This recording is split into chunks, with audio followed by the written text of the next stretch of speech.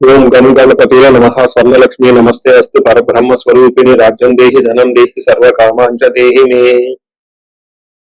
స్వర్ణలక్ష్మి అమ్మవారు ప్రతి ఒక్కరికి చక్కగా బ్రహ్మతత్వాన్ని, తద్వారా ప్రతి ఒక్కళ్ళు ప్రతి నిమిషం సంతోషంగా, హ్యాపీగా, ఉత్సాహంగా ఉండాలని చెప్పేసి అమ్మవారి యొక్క కృపా కటాక్షం ప్రతి ఒక్కరి మీద ఉండాలని చెప్పేసి మనం కోరుకుందాం, అమ్మవారిని ప్రార్థిద్దాం. అంతేకాకుండా ప్రతి ఒక్కరికి కూడాను రాజ్యం దేహి అమ్మవారు ఒక అథారిటీని, ఒక పవర్ ని, ఒక స్టేటస్ ని, ఒక దర్పాన్ని ప్రతి ఒక్కరికి ఇవ్వాలని చెప్పేసి కోరుకుంటూ, దీనితో పాటుగా ధన సమృద్ధి, ధనం అనేది ప్రతి ఒక్కరికి ఉండాలని, చక్కగా వాళ్ళ ఇంటి నిండా బ్యాంక్ అకౌంట్లు నిండా ఎక్కడ పెట్టినా ధనం ఉండాలని, ప్రతి ఒక్కరికి ధనం లేదు అన్న ఒక ఫీలింగ్ అనేది వాళ్ళకి రాకుండా సమృద్ధిగా ధనం ఉండాలని చెప్పేసి అమ్మవారిని ప్రార్థిస్తూ, దీనితో పాటు సర్వకామాక్ష దేహిని అంటే మన మనసులోకి వచ్చిన ప్రతి కోరిక కూడా అమ్మవారి తక్షణమే నెరవేర్చాలి. ఈ విధంగా అమ్మవారి యొక్క కృపా కటాక్షం మన మీద ఉండాలి. 12 రాసుల వారికి కూడా చక్కగా అభివృద్ధి జరిగి ఎంతో ఉత్సాహంగా ఉన్నతంగా ఎదగాలని చెప్పేసి మనం కోరుకుందాం. ఇప్పుడు మనం జూన్ మంత్ యొక్క రాశి ఫలాలు చెప్పుకుందాం. జూన్ మంత్ రాశి ఫలాలు చెప్పుకుంటే ఈ జూన్ మాసంలో మనకి 2-3 రకాల విశిష్టతలు ఉన్నాయండి, అవి తెలుసుకుందాం. ఫస్ట్, ఈ జూన్ మంత్ మనకి అధిక జ్యేష్ఠ మాస పౌర్ణమితో స్టార్ట్ అయ్యి నిజ జ్యేష్ఠ మాసం పౌర్ణమితో ఎండ్ అయిపోతుందని మీరు గమనించాలి. అయితే ఈ యొక్క 2 పౌర్ణముల మధ్య ఈ యొక్క జూన్ మంత్ ఉండటంతో ఇందులో 2-3 రకాలైన విశిష్టతలు ఉన్నాయి. ఈ మాసంలో ఫస్ట్ 2 శని త్రయోదశులు వస్తున్నాయండి. 2 శని త్రయోదశులు చాలా చాలా రేరుగా వస్తాయని గమనించుకోవాలి. కొన్నిసార్లు శని త్రయోదశి 4-5 నెలలకు కూడా వెళ్ళదు. పోయిన సంవత్సరం ఐ థింక్ ఇదే విధంగా జరిగింది. 5 నెలల వరకు శని త్రయోదశి లేదు. చాలా మంది పూజలు చేసుకోవాలన్నా కానీ, శనికి సంబంధించిన ఏమైనా పరిహారాలు చేసుకోవడానికి శని త్రయోదశి చాలా బెస్ట్ ది. అలాంటిది శని త్రయోదశులు 2 వస్తున్నాయని గమనించుకోవాలి. వీటితో పాటుగా చాలా మందికి ఎప్పుడైతే అమావాస్య వెళ్ళిపోయిందో మనకి నిజ జ్యేష్ఠ మాసం స్టార్ట్ అవుతుంటూ చాలా మందికి పెళ్లిళ్ళు సీజన్ వస్తుందని మనం చెప్పుకోవాలి. పెళ్లిళ్ళకి చాలా అనుకూలమైన టైం అని గమనించాలి. ఇంకొక ముఖ్యమైన విషయము, లాస్ట్ అంటే జూన్ ఎండ్ లో మనకి ఏరువాక పున్నమి అని వస్తుంటుంది. ఇది రైతులకు ప్రత్యేకంగా చాలా చాలా ముఖ్యమైన రోజు. ఆ రోజున అందరూ అట్టలు కట్టుకుంటారు. ఎద్దులకి చక్కగా మనకేమంటారు అలంకరణ చేసుకొని గుడి చుట్టూ తిరుగుకొని అక్కడ నుంచి అరక కట్టుకొని ఊళ్ళల్లోకి వెళ్ళిపోయేసి పొలం దున్నటం స్టార్ట్ చేస్తారని గమనించాలి.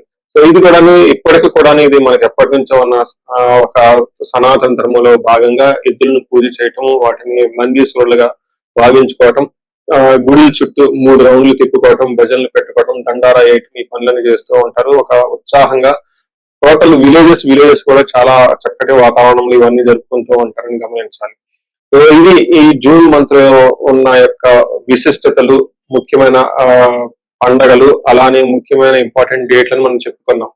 ఇప్పుడు ఇంకొకటి చెప్పుకోబోతున్నాం, అది జ్యోతిష శాస్త్రం ప్రకారంగా గ్రహాల గురించి. జూన్ మాసంలో 5 గ్రహాలు మారుతూ ఉన్నాయండి.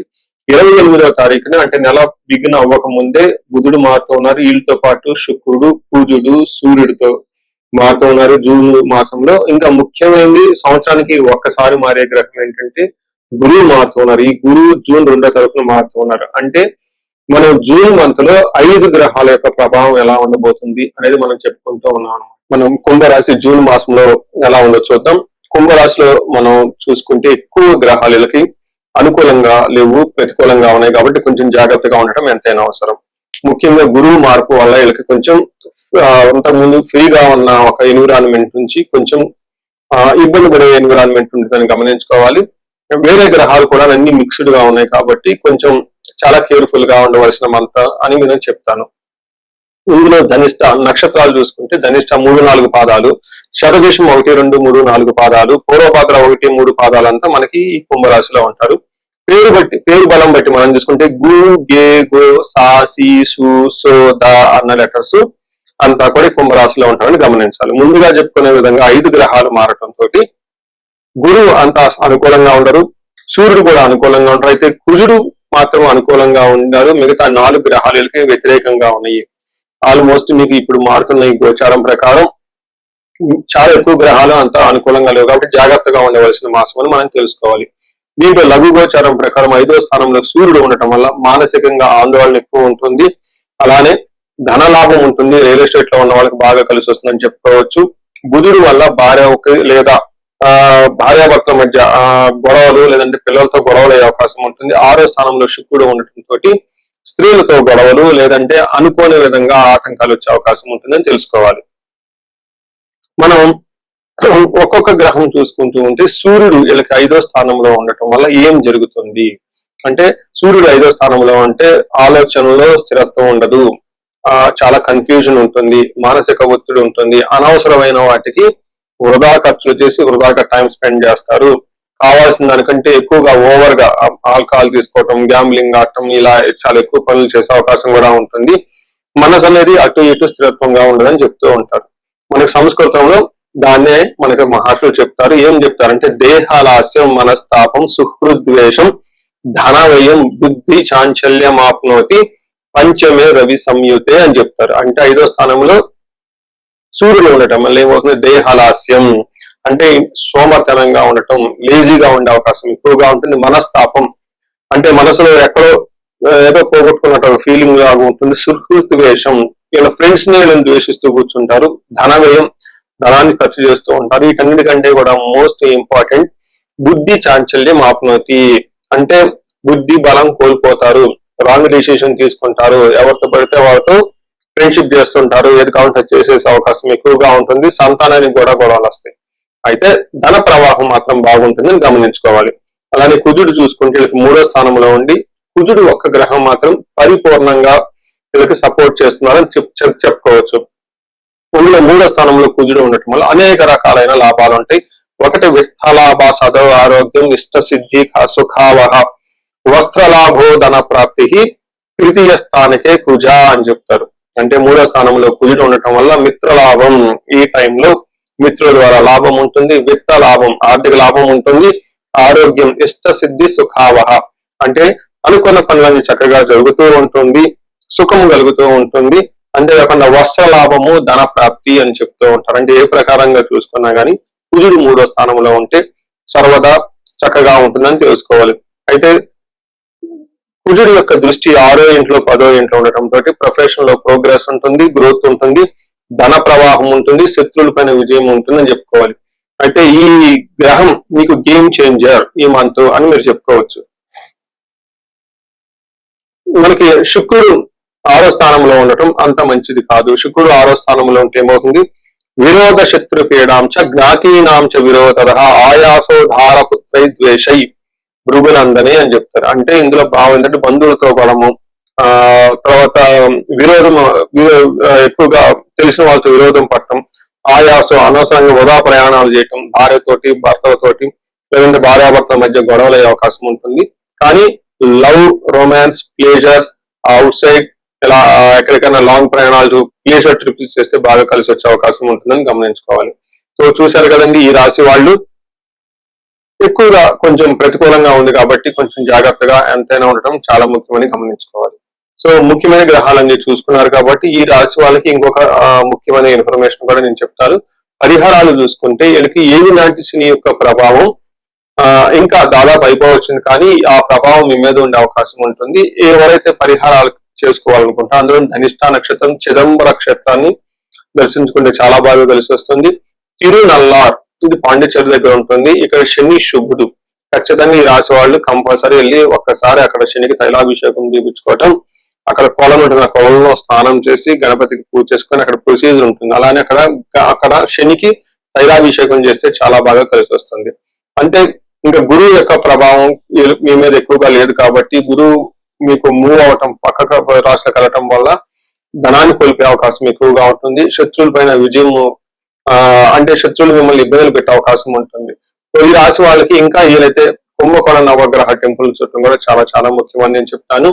కొత్త పనులు ఏమైనా ఉంటే ఉన్న పనులు అయితే చక్కగా చేసుకోండి. కొత్త పనులు ఏమైనా ఉంటే కొంతకాలం పోస్ట్ పోన్ చేసుకుంటే మంచిది. అట్లీస్ట్ ఒక 1 month 2 months పోస్ట్ పోన్ చేసుకుంటే చాలా మంచిది చెప్తాను.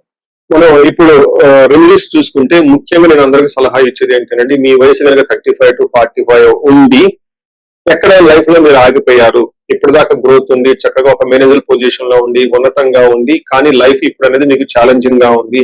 దీన్ని మనం జనరల్ గా మిడ్ లైఫ్ క్రైసిస్ అని చెప్తూ ఉంటారు చాలా మంది. బట్ జ్యోతిష శాస్త్రంలో మిడ్ లైఫ్ క్రైసిస్ ఎందుకు వస్తుంది అనేది చాలా చక్కగా వివరించడం జరిగింది. ఆ టైంలో మీకు శాపాలు అనేవి యాక్టివేట్ అవుతూ ఉంటుంది. ఆ టైంలో మీకు గ్రహ దోషాలు అని ఉంటాయి. ఈ గ్రహ దోషాలు కూడా మీకు యాక్టివేట్ అవుతూ ఉంటాయి.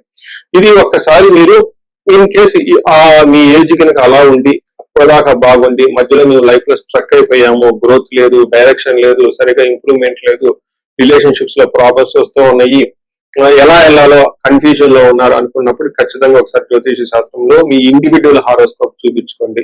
అందులో టోటల్ శాపాలు ఏమైనా ఉన్నాయో స్కాన్ చేసుకుని అవి ఇప్పుడు యాక్టివ్ గా ఏమైనా ఉన్నాయో తెలుసుకోవడం చాలా చాలా ముఖ్యం. ఇప్పుడు దాకా మనం చెప్పుకున్న ఈ గోచార ఫలితాలు మీకు 30-40% మాత్రమే ఎఫెక్ట్ అవుతాయి. 100% మీ జాతకం కరెక్ట్ గా ఎలా ఉందని తెలుసుకోవడానికి ఇండివిడ్యువల్ జాతకం చూపించుకోవడానికి చాలా ఇంపార్టెంట్. అందులో ఉన్న దశలు ఎలా ఉన్నాయి, భుక్తులు ఎలా ఉన్నాయి చూసుకొని చక్కగా పరిష్కారాలు చేసుకొని పరిహారాలు చేసుకుంటే లైఫ్ అనేది 10 రెట్లు ముందెళ్ళే అవకాశం ఎక్కువగా ఉంటుంది. చాలా మందికి ధనానికి ఇబ్బంది పడిపోతూ ఉంటారు. అప్పటిదాకా ధనం ఫ్లో ఉంటుంది, సడన్ గా ధనం ఫ్లో ఆగిపోయి ఉంటుంది. వాళ్ళు స్వర్ణలక్ష్మి విశేష హోమం చేయించుకోవటం, కుబేర పాశుపతం చేయించుకోవటం చాలా ముఖ్యం. దీనితో పాటు చాలా మంది భార్యాభర్తల మధ్య అన్యోన్యత అనేది లేకుండా చాలా ఇబ్బంది పడిపోతూ ఉంటారు. ఏదో ఉన్నామంటే ఉంటారు కాబట్టి ఈ యొక్క భార్యాభర్తల మధ్య గొడవ వల్ల ఇంట్లో అనేక రకమైన ప్రాబ్లమ్స్, మిస్అండర్స్టాండింగ్స్ వస్తూ ఉంటాయి. బంధువుల చుట్టాలతో కూడా ఒకసారి మీకు అంతా విలువకుండా పోతూ ఉంటారు. ఇలాంటి వాళ్ళు అన్యోన్య దాంపత్య పాశుపతం చేయించుకోవటం లేదా విశ్వావసు గంధర్వరాజ మహా హోమం చేయించుకోవటం, విశేష హోమం చేయించుకుంటే జాతకంలో ఉన్న దోషాలు పోయి చక్కగా ఉంటారు. ఇది కాకుండా ప్రతి ఒక్కరికి ఈ మధ్య అమెరికాలో ఉంటూ ఉంటారు, లేదంటే ఎన్ఆర్ఐ చాలా మంది ఉంటారు. చాలా డైలమా ఉంటుంది, ఏ కెరీర్ వెళ్తే బాగుంటుంది, ఇండియాలో ఉంటే బెటర్ గా ఉంటుందా, లేదంటే ఇండియా నుంచి ఫారిన్ వెళ్తే బాగుంటుందా, ఫారిన్ సెటిల్మెంట్ యోగం ఉంది, అసలు ఫారిన్ లో ఎంత కాలం ఉంటాం, ఇలాంటి విషయాలు చాలా మంది ఈ వీసాల గురించి, గ్రీన్ కార్డుల గురించి, లేదంటే ఎంఎస్ చేయాలనుకున్న వాళ్ళకి చాలా కన్ఫ్యూజన్ లో ఉంటారు. అలాంటి వాళ్ళు కూడా ఒకసారి జాతక చక్రం చూపించుకుంటే చాలా బాగుంటుంది. యూజువల్ గా వీసాలు రావడానికి నేను మన్యు పాశుపత అభిషేకం విత్ రాహు గ్రహాన్ని శాంతులు ఎక్కువ చేస్తూ ఉంటాను. ఇలా రాహువుకి సంబంధించి మన్యు పాశుపతం చేస్తే వీటితో పాటు లక్ష్మీ గణపతి జపము, ఇప్పుడు ఇలా స్వర్ణలక్ష్మి జపం చేసుకుంటూ ఉంటే ఇక్కడ ఫారిన్ లో ఈ వీసా ప్రాసెసింగ్ లేదంటే ఈ డాక్యుమెంటేషన్ వర్క్ చాలా చక్కగా ఫాస్ట్ గా ఎలాంటి ఆటంకాలు లేకుండా అయ్యే అవకాశం ఉంటుంది.